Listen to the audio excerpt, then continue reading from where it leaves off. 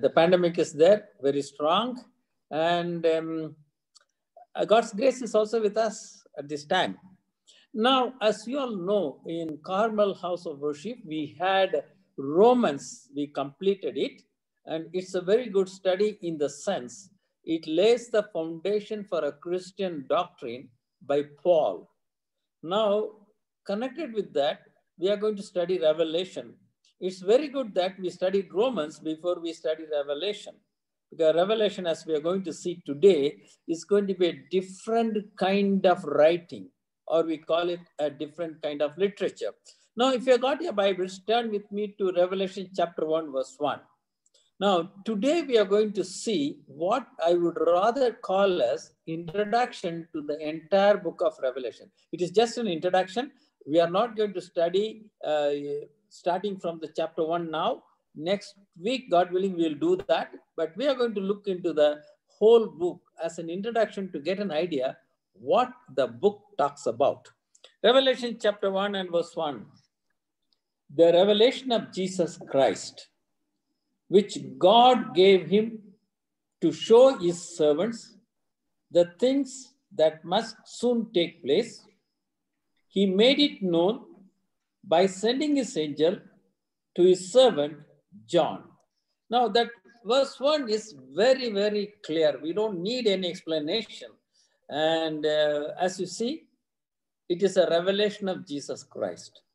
It is not a revelation of John. Get it correct. Revelation of Jesus Christ. Second, God has approved it. God the Father gave to the Son Jesus Christ, and Jesus is showing to his servants. That means all the people who believe in the Jesus Christ will get this revelation. That's the second thing. Third thing is, what is it talking about? The things that has to soon take place. The future events. That is the third point. Now, how is it passed on to his servants, his children, like you and me? He made it known by sending his angel to John. So, God the Father, God the Son, and John, an apostle. We are going to see who the John is. And he sends it to the angels and messengers of God. So you find already this kind of people coming into that. So as we go and read that, we see this as a vision of John, which he writes. Okay, so that is what the introduction starts. So before we go into the study of the word, shall we commit entire study of the revelation, which we are going to do today as well as in the days to come, into the hands of the Lord, that Lord will bless it to us, to each one of our lives. Shall we pray? Loving Heavenly Father, we say thank you to you. Thank you for the time you have granted to us, that we as your children can gather together even in a time of trial and distress through the technology, and to study the book of Revelation.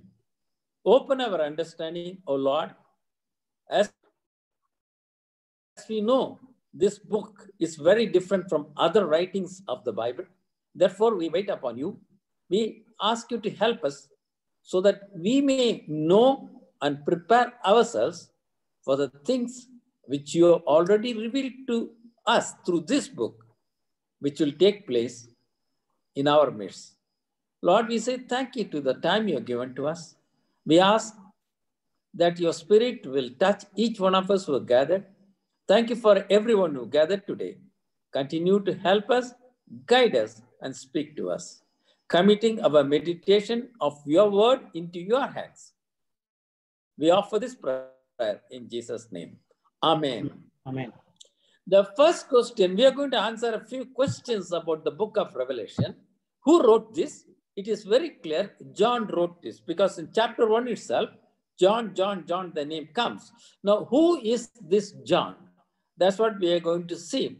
Now, if you go and see, there are a lot of articles people have written, John is this, John is that. But now, most of the people and the scholars are coming to this conclusion that John, who is mentioned here, is John the Apostle. The reason why we say that is, when if you say John the Apostle is the one who wrote it, he has been listening to Jesus Christ and his teaching. He has been with Jesus Christ for so many years. He has seen Jesus Christ. Remember, one of the very interesting things is the on the Mount of Transfiguration. On the Mount of Transfiguration, what happened is, it's not a vision, it's a reality. Whereas Revelation is a vision, but both are very similar coming. So John the Apostle is the link between that. Now let's go and confirm why we say John the Apostle might have written. Number one, the first one is there are references in Revelation which point back to the Gospel of John. There are revelations which point back to the Gospel of John. For example, it says that John bore witness to the word of God. In the Revelation, you will find all this. The word of God, it is written as word of God, you know. It's a terminology which John uses, which you find in Gospel and the Revelation. Okay. Then also John says, as we go through the Revelation, we are going to see all these things. He says, the writer of John is bearing witness to the testimony of Jesus Christ.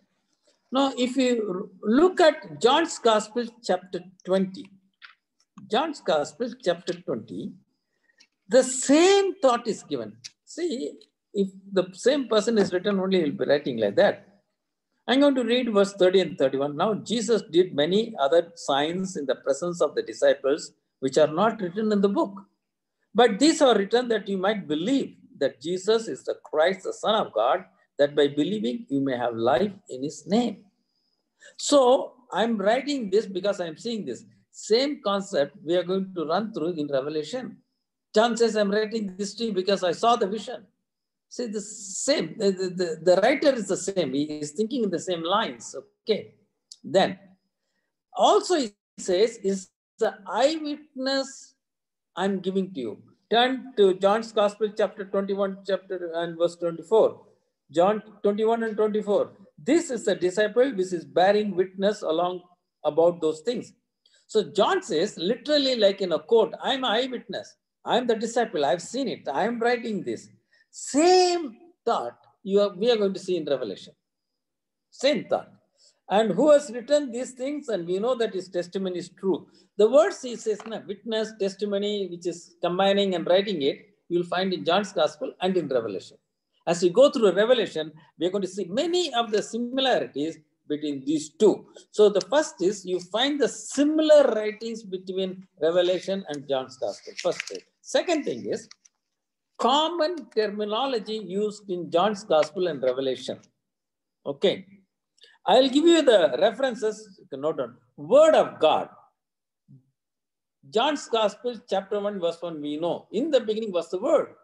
And if you turn to Revelation chapter 19, Revelation chapter 19 and verse 13, it talks the same concept of the Word of God. So Revelation 19, and I'm going to read verse 13. He is clothed in robes dipped in blood, and the name by which he is called is the Word of God. Now, John is the one who refers to Jesus Christ as the Word of God. John is the one who says the Word of God is a personality. You don't find that anywhere else. Revelation talks it. Gospel talks it. Okay, it's true. The Lamb of God. In John's Gospel, chapter 1, verse 29, you see, behold the Lamb of God. You remember that, those verses which John wrote that? John's Gospel, chapter 1, verse 29. He is looking at Jesus Christ and refers to him, Lamb of God. Isn't it? Straight away. According to the Old Testament terminology, is using it. Verse 29. I'm reading John's Gospel, chapter 1, verse 29. The next day he saw Jesus coming toward him and said, behold, the Lamb of God who takes away the sin of the world. Now, if we come to the Revelation chapter 5, he uses the same terminology to the same person. That is the beauty of it. It's not only the terminology, it's referring to the same person. Revelation chapter 5 and verse 6. And between the throne and the four living creatures and among the elders, I saw a lamb standing as though it had been slain, with 7 horns, 7 eyes, which are the seven spirits of God sent out into all the earth. The Lamb of God which was slain. Word of God, Lamb of God. Water of life. It is John who talks about the water of life. Turn with me to John's Gospel, chapter 4. In John's Gospel, chapter 4, and in the Jesus teachings, it talks about it. Chapter 4, I'm going to read verse 14. It says here, but whoever drinks of the water that I will give him will never thirst again. The water that I will give him will become in him a spring of water welling up to eternal life. Now, this conversation with that lady, Jesus uses the water of life. John also refers to, turn with me to Revelation chapter 22. In Revelation chapter 22, he is mentioning something the same. And I'm reading verse 1. Then the angel showed me the river of water of life. Can you see the link between that Gospel of John and the Revelation? Word of God, the Lamb, the water of life. Then John is the one who uses the word overcomes. John's Gospel, chapter 16 and verse 33. In the Gospel itself, it talks about overcoming life. So in chapter 16 and verse 33, let me read that for you. And here it said, I have said these things to you. That's what Jesus is telling, that in me you may have peace. In the world, you will have tribulation. But take heart, I have overcome the world. John presents in the gospel that Jesus has overcome. Now in the Revelation, it is asked, it is told to him that overcomes. Turn with me. Many places is written. Let's read one verse. Revelation chapter 2 and verse 7. It again talks about overcoming, the same concept, and it is put here. He that has an ear, let him hear what the Spirit says to the church. To the one that overcomes. The word overcomes, the word conquering, all these things are written in different versions. I will grant to eat the tree of life, which is in the paradise of God. So the idea of the terminologies used is very similar, John's Gospel and Revelation.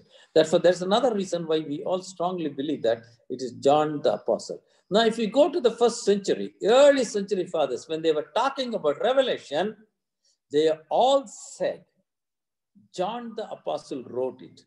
They have said it and they put it in their writings. Justin Martyr, Clement of Alexandria, Hippolytus, Origen, Irenaeus, they all said it is John the Apostle who wrote the book of Revelation. So this is three things I said. Now let's go further. There's another fact which we know from the historical basis that John spent time in isolation in Patmos during the tribulation time. That is a fact. The John the Apostle was there. Now come to Revelation chapter 1 and verse 9. I, John, your brother, partner in tribulation and the kingdom and the patience, endurance that are in Jesus, was on the island called Patmos on account of the word of God and the testimony of Jesus. So in Revelation, the author says, I was in the island of Patmos. Outside the Bible, the writings of the Jews, we know that John the Apostle was put in Patmos. It very clearly says that it is John the Apostle. Okay, now let's keep going. John is writing this to the 7 churches. Have you noticed that? He's addressing to the book of Revelation, especially the 2 messages, chapter 2 and chapter 3. The messages are given to the 7 churches. Now, if you look at the 7 churches, now you come outside the Bible and try to find out what was happening in the 7 churches. The writers have said it is John the Apostle who was going around the 7 churches, establishing and teaching and preaching to them, as Paul was doing to various Gentile churches. Paul was doing that. Corinth, Galatia, all the churches, Ephesus, Philippi, Paul was doing that round. John was doing among the 7 churches mentioned in the Revelation chapter 2 and 3. So that also confirms, in all probability, without any doubt, it is John the Apostle who wrote Revelation. It is important why I'm saying is this. John was with Jesus from the beginning. So he's not somebody outside giving some kind of a vision for futuristic thing. No, that is not the case. John the Apostle wrote. Now, roughly they say about 60 years from the day of Pentecost, 60 years after Pentecost, the book was written. Now, historically, we know all the apostles were martyred. They died. They were killed, literally, martyred. John is the only apostle who had a natural death. John. He lived to a very old age, very old age. So it looks like that before the close of the first century, 1895-96, he must have written. Roughly, they are telling that. Very close to that time. Now, the 7 churches he has ministered are mentioned in chapter 2 and chapter 3. Ephesus, Smyrna, Pergamon, Thyatira, Sardis, Philippia, and Laodicea. Out of these churches, it is Paul who writes to the Ephesians also, if you notice very carefully. And in the Ephesians writing, only Paul is praising the church very much. Very, very much he praises church, the wonderful way they are functioning, everything. So Paul also put an apostolic writing to Ephesians. Whereas Smyrna, Pergamon, Thyatira, Sardis, Philadelphia, Laodicea, all the 6 churches plus Ephesians, it was John the Apostle who was going on maybe a tour, going round and round. That's what he said. Now, where did he write from? He wrote it from the island Patmos. Verse 9, Revelation chapter 1, verse 9 very clearly says, he is in Patmos. It is in Patmos, when he was a prisoner, he wrote this literature, this book of Revelation. Now, there's something we need to learn from the apostles. John was a prisoner. Even Paul was put a prisoner. What did they do? They didn't cringe. They didn't keep crying. They must have been praying, definitely, but they utilized the time to put it in black and white, a lot of things which they felt should be done. That is how the Spirit was moving them. So even though he was a prisoner, he was writing the book of Revelation. Now you look at it in a different angle.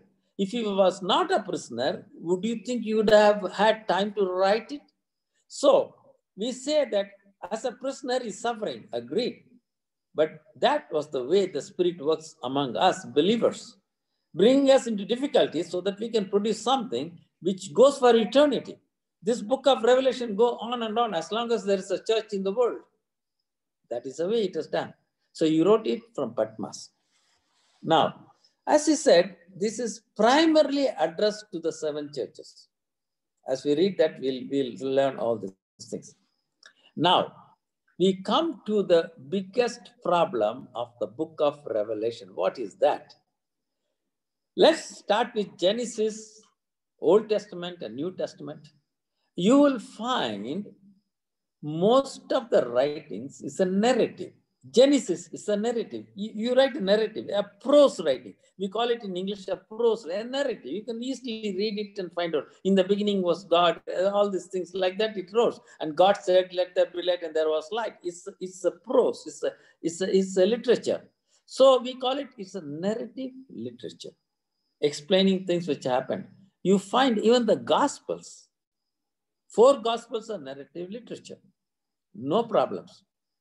Epistles are letters addressed to churches. They are again prose form, but they are letters addressed to churches. You got it? Whereas the Genesis and the Gospels are to everybody. So they are very specifically addressed to some people, some are to all people. But both are in the prose form. It's a narrative literature.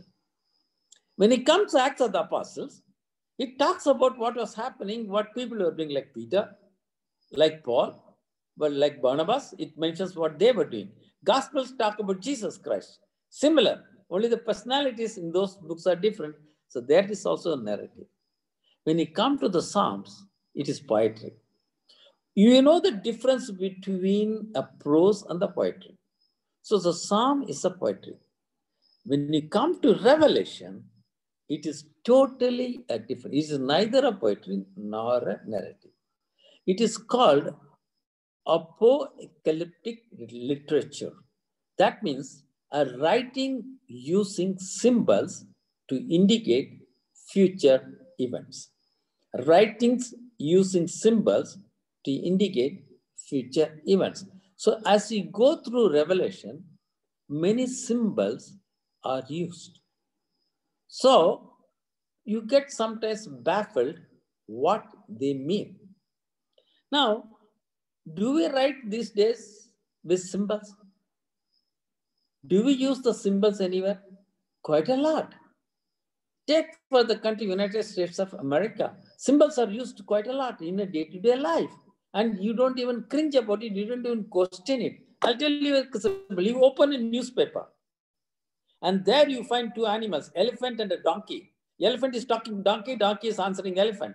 What does the convey? Does it talk about elephant and a donkey? No. It talks about two political parties, Republicans and Democrats. Symbols are used. Correct? You come to India, you have a lotus and a hand. And a lot of communication put in that newspapers. What does the hand indicate? Congress political party. Lotus indicate BJP political party. So the symbolic things are also come. Now I'll tell you something symbolic. Who introduced that? First time in the world, in the English-speaking countries, one Mr. Thomas Nast, he started giving symbols. Uncle Sam is one symbol he started. So Uncle Sam refers to United States of America.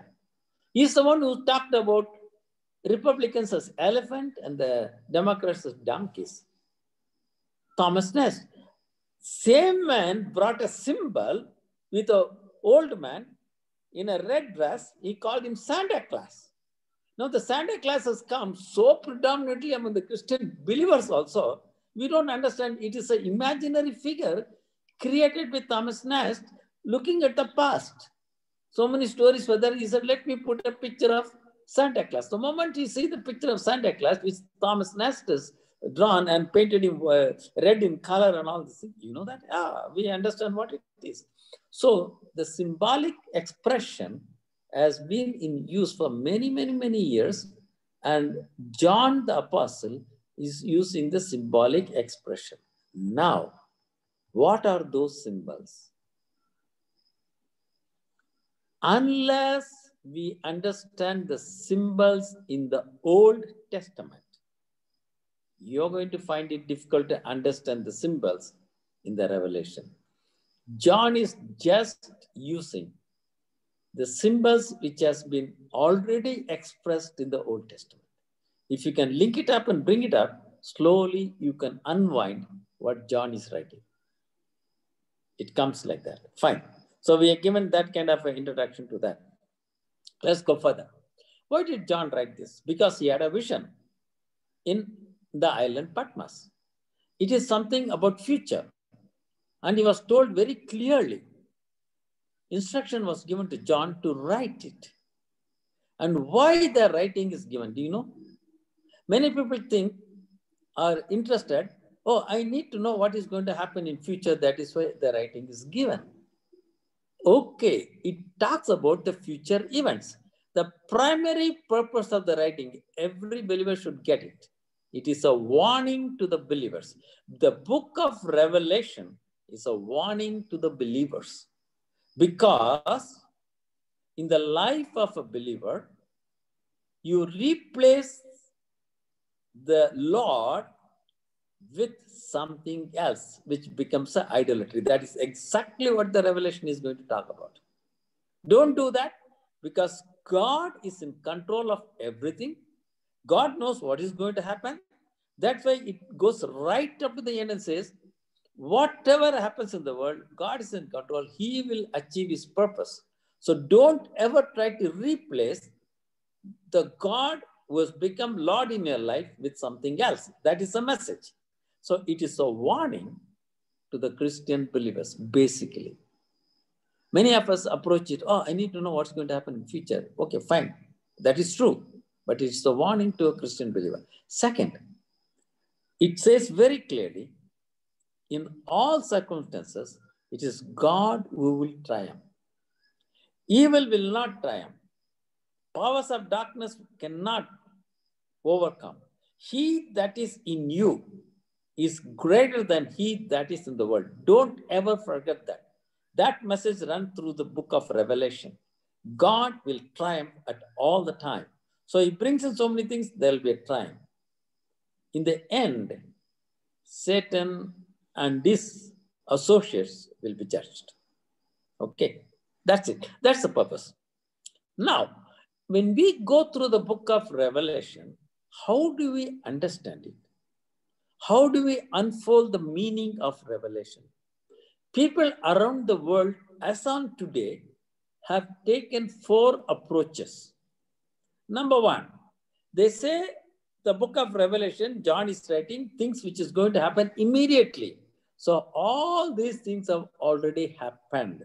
If you look at the history of the church went through a lot of persecution. Many Christian believers died as martyrs for him. So the first group of people say, it's all over. Nothing to do with us. It's finished. That's the one. Second, there's a group of people who say, as John says, it has already started in the first century church. And it goes on and on right up to the end. It is a revelation of what is happening from the first century to the end of the world. That's another view they take. There are people who take, wait a minute, this has nothing to do with physical. Everything is a spiritual concept. So they take the idea that Revelation is a spiritual it is a spiritual conflict. Concept is also spiritual, nothing physical. Some people talk about like that. Another group of people say, wait a minute, chapters 1 to 3 is the past, chapter 4 to the end is the future. They divide like that. 3 this side and 3 that side. So different views are there. Now we are not going to get into any of the views. As we go through the book of Revelation, we'll try to unfold as much as possible what it is talking about. And probably some of the events are both past and future. Some of the events are past. Some of the events are only future. So we can divide all these things step by step, slow and steady. Now, if you come to the book of Revelation, there are 22 chapters. And let me tell you, one thing I want to tell you. If you come from this background, as you call Carmel House of Worship, we call it assemblies, and we are all, there's many assemblies in India and abroad. The one church which uses the book of Revelation to a great extent in the Sunday services is our assemblies. So if you will find it difficult to understand, the other denomination will find it much more difficult because hardly they use anything. Many a times, chapter 4, chapter 5, we use for worship message so many times. And we use so many other chapters, chapter 21, 22 are all we are using again and again in our worship and main messages. So keep that in mind. You have been exposed to the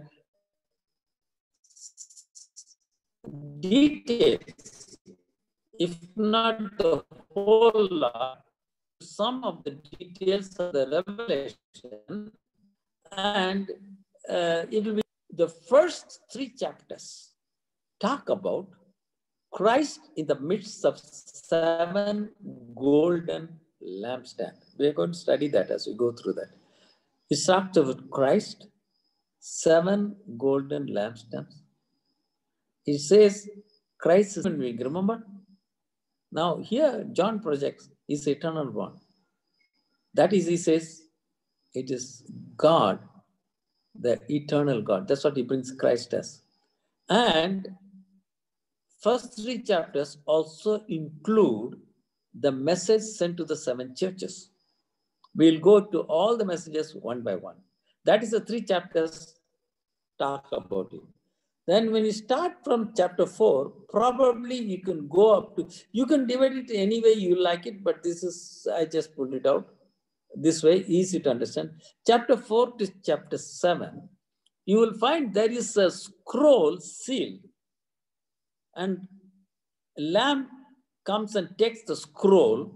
Everybody is watching. Who will break the seal?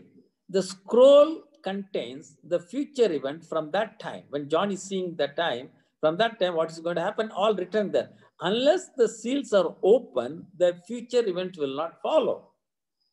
The authority to open the seal is given to the Lamb, that is Jesus Christ alone. So that means, let's get the main message. The events which are talked in chapter 4 to chapter 7 are under the control of Jesus Christ. He can allow it to start or not. Everything is in his hand. That is what the breaking of the seal means. Now, we find the first seal, second seal, like that we go up to the 6th and 7th seal. Now, if you come to chapter 8 to 11, chapter 8 to 11, it talks about the blowing of 7 trumpets. When the 7th seal is broken, 7 trumpets are mentioned. Okay. When the 7 trumpets are mentioned, the events that follow sounding of the trumpet is listed there. So we are going to see what events will come. You see now, 7 seals opening, certain events will happen. 7 trumpets blowing, certain events are going to happen. So we are going to see that. When you come to chapter 12, 13, and 14, 3 chapters, they suddenly go and talk about some signs. Signs in heaven they talk. It talks about a woman, talks about a child, talked about Michael and his angels, talked about the beast, and number 666 and the Lamb. What is it? 12 and 14 do refer to the past also. 12 and 14. So here suddenly you see, he's talking about future, then suddenly John brings in the past. That's why you have to clearly, step by step only, we'll have to go into that. These 3 chapters talk about the past. What is the woman? What is the child? Why the angels are coming, Michael is coming. All these things we will study at that time. These 3 chapters are one group. Then you come 15 to 18. What is this? Here, 7 bowls. The angels come with the bowl and pour onto the earth. That is the wrath of God. See, now we need to understand something. There are events which follow the opening of the seals and the blowing of the trumpets and pouring of the 7 bowls. In the pouring of the 7 bowls, it is mentioned it's the wrath of God. Now, the point is, God will not pour out his wrath upon his children. That is why, based on that, the removal of the children of God from the earth, which we call as a rapture, people fix a time for the rapture. Although it is not mentioned anywhere, because rapture is a sudden event. Jesus himself said, don't break your head. It is going to be a surprise for all of you. But one thing is that, based on these 7 bowls, the surprise will be before the bowls, because wrath of God, when it falls, it will not come to the believers at that time. But at the same time, keep one thing in mind. The gospel is open at all the time. People receive the gospel throughout the time, even during the tribulation period. So believers are coming into the kingdom of God throughout the ages. But the majority are there who are already there may be taken out. So we need to be carefully studying that and going on. Not to come very sudden conclusions, say this will be there, that will be there, then we run into problems. You got it? So 15 to 18, chapter 15, 16, 17, 18, 4 chapters talk about the wrath of God pouring out the bowls. 19 to 20. Now, this is a very interesting thing. What it is, again, it's not very clear. The marriage supper of the Lamb. What is this marriage supper of the Lamb? Many people give many ideas because Bible talks about it here and there, different places. But exactly what's going to happen is not known. But one thing is very clearly done. As Paul links it up, he says the human marriage between a man and a woman is a reflection of the heavenly things between Christ and the church. Remember, in Paul's writing, he's explaining that. So we get an idea looking at a human marriage. And here is a marriage, is the time you celebrate it. In any house, when you have a marriage, there's always a celebration. So the marriage supper of the Lamb is talked about chapter 19 and chapter 20. And then chapter 20 is the one which very specifically says millennial rule of Christ, 1,000 years. Jesus Christ rules. The 1,000 years is given in Revelation, whereas details of his rule is given in the Old Testament prophecies and also in New Testament. It's in all the places. But the 1,000 years definition is given in chapter 19 and 20. We will be studying that. We can see that. Then 21 and 22 goes after the white throne judgment. When final thing, what God says, there will be a judgment of the entire mankind and the angels.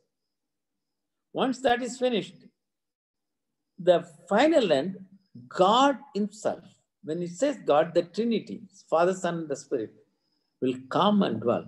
Now, the difference now is, let's be clear, know ye not that your body is the temple of Holy Spirit, the Spirit of God.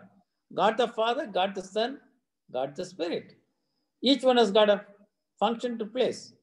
The Son came and paid the price. The physical encounter with mankind, wherever you read the point, the Lord spoke to so-and-so. The Lord met Abraham. Lord spoke to Abraham. Lord spoke. It's all Jesus Christ, the Son. The contact with the human beings is the Son. But coming and empowering is the Spirit. Coming and dwelling is the Spirit. So slowly we get an idea what is. But in the end, the entire Trinity, one God will come and dwell. It doesn't happen till that time, till chapter 21. It doesn't happen. The entire Trinity will dwell with mankind. That's what 21 starts. So beautifully says that. New heavens and new earth. And the present heavens and present heavens will be taken out. Now again, what is the new heavens? God is going to create something new. Remember, if any man be in Christ Jesus, he is new creation. Think about it. You are a new creation. There is something of the old resemblance will be there, but there's something of new. That detail also we'll see. But we have seen that new creation of mankind very nicely. How? We will get the body just like the resurrected body of Jesus Christ. That is new creation with a body, spirit, and soul.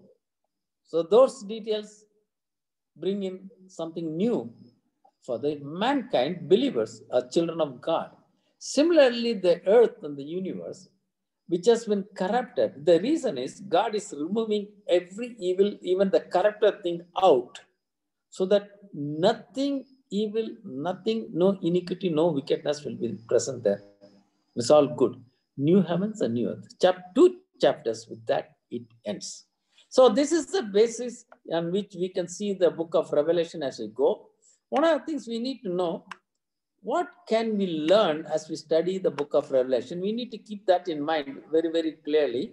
And let me go through that. So the first thing is, it is God who said to John, write what you see. It's a vision he's seeing. As he's seeing it, he's writing it. Now remember, when certain things which is in the spiritual realm happen, it is not so easy to express it in the physical realm with our languages. It is difficult. That difficulty is there. And he's sending to the 7 churches. Okay. And it also, we see, it is about past. What you have seen, John has already seen, it is past. And what the things they are, it is present. And what the things in the past, in the take place, that is future. Let me read that. Revelation chapter 1 verse 19. Look at what is there. Write therefore the things you have seen, that is past. Those that are, that is present. Those that are to take place after this, that is future.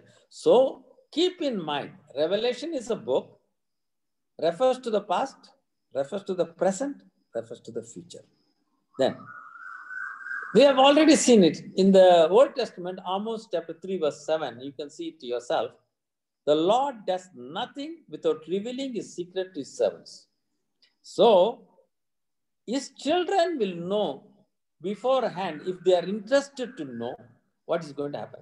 Nothing should be a surprise to his children. That's the main point. So as we study the Revelation, we need to understand things that happen in the world should not become a surprise to us, because already God has revealed to us. Revelation mentions certain past events, may not be all of them, along with the happenings in the spiritual realm. Now, Revelation is the book which takes it behind the scene to the spiritual realm. You remember chapter 4 and 5, which we use mainly in the worship time? John is in the presence of the throne of God. It's a spiritual realm he's talking about. Angels, archangels, cherubims he's talking about. So that is, he goes to the backside and sees what is happening and how it's affecting the physical realm. So, although we are in a physical world, there is a spiritual realm present. The spiritual realm exerts its influence on the physical world. We will fully understand it when you go through a Revelation. Okay. Now, letters to the 7 churches is a strong warning to the Christian believers even today, to you and me. The 7 churches, chapter 2 and 3 is a strong warning. We need to be careful. And as we go through each of the letters, we should examine our lives. Now, the trials and tribulations started in the first century itself. No doubt about it. The first century church talks about it. You can see for some of the references yourself. I'll give you the reference. 1 Peter chapter 1, 6 and 7. He talks about great tribulation. James chapter 1, verse 2. Rejoice when you come into various trials. Paul is writing to the Corinthians, chapter 11, verses 23 and 27. 1 Corinthians chapter 11, 23, 27. James chapter 1, verse 2. 1 Peter chapter 1, 6 and 7 all talk about that they are already into the tribulation. So the first century considered that time as the last days. Remember, the last days we are going to talk here also, last days will come. First century said, soon after the Pentecost, it is the church is established, the last days have started. That's how they say. 1 John chapter 2, verse 18. 1 John chapter 2, verse 18, he said, dearly beloved, we are in the last days. The first century fully convinced that last days have started. Keep that in mind. The future trials and tribulations will increase in intensity and frequency. You get it? There are trials, but the intensity and the frequency will keep on increasing as we go on and on. For example, take the pandemics. All these years in the past, look into the history, you will get something really nice these days to understand this. They had the plague in the Europe. We had Ebola in African countries. We had the swine flu. So many things have come around the world, but they will start in a region. They will move to another region. When they keep moving to regions, the first place where it started comes to normal.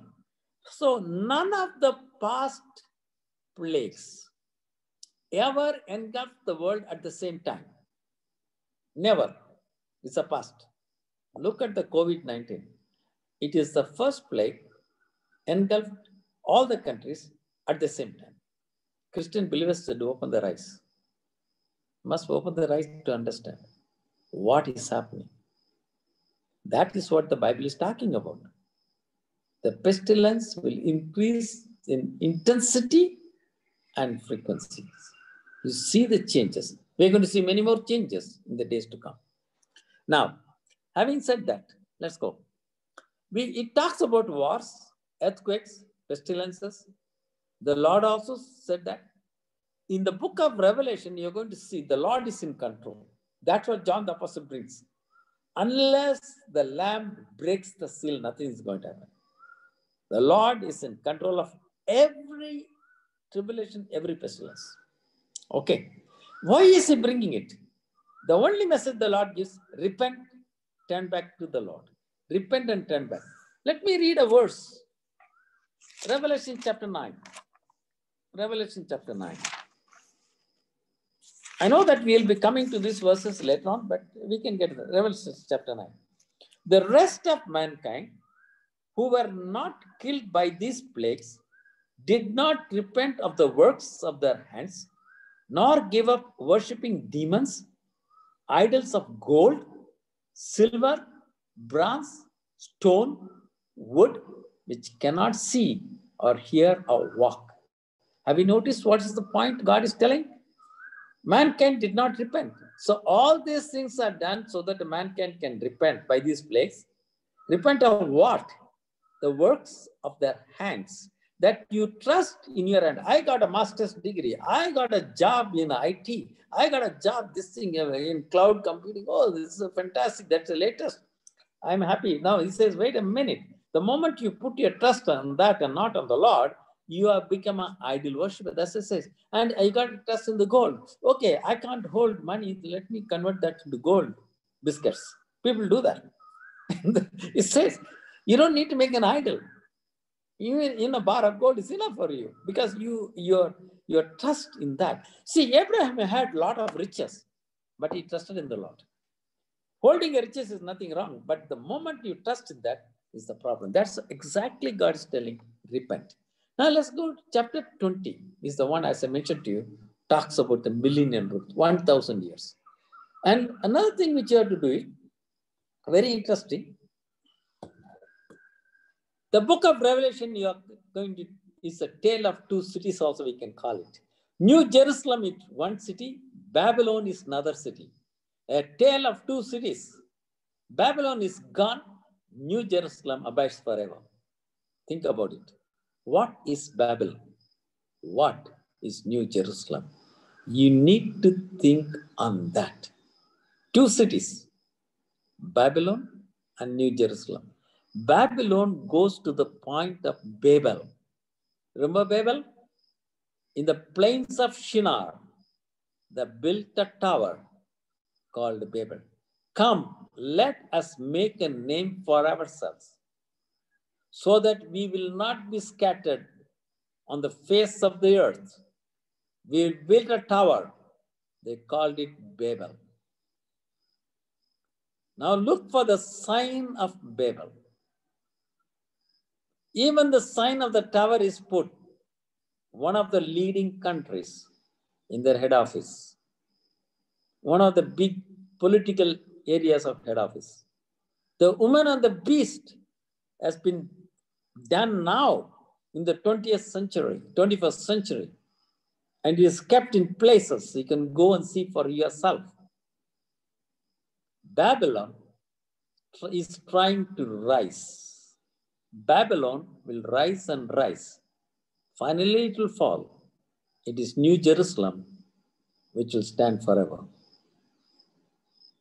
Revelation ends with the tale of the two cities. What are the cities? What are they? We as believers should understand. Let me start with this just as an introduction to the book of Revelation. I give you an introduction. Probably you know it and all. Now, as usual, we are going to have a few more minutes. The time is there. So, what we can do is kindly express your own views. You can give an introduction to the Revelation, what you feel about it. No problems. If you got any doubts, any queries, please express it. Unmute your phone. Talk clearly and loudly. We'll have a discussion. The time is open for all of you now.